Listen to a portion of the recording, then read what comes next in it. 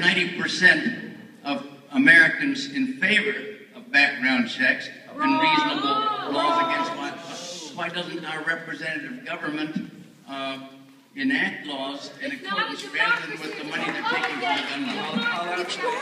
I'll respond to that. 160 billion collar pound wrong. You're wrong. Say you're wrong. Really, it seems to me to be civil. I expected that most of the people coming here would be opposed to my position on gun violence.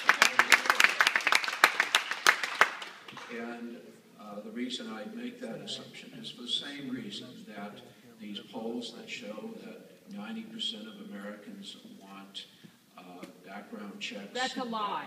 And that an overwhelming number of Americans want sensible gun legislation and regulations, at least in my judgment, legislation and regulations that would be sensible and would protect innocent lives in the future. The fact is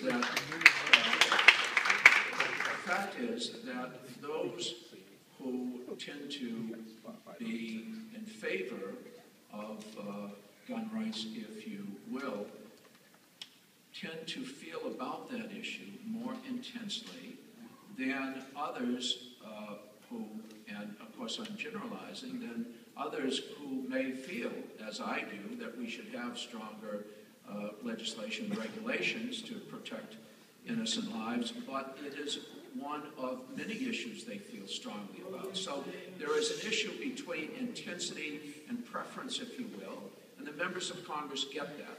And they know that if they, and I'm not speaking for all of them, but I suspect I'm speaking for at least a majority in the House of Representatives, they understand that if they cross the NRA or the gun lobby, if you will, that the repercussions will be far more adverse than on other issues. It's called single-issue voters.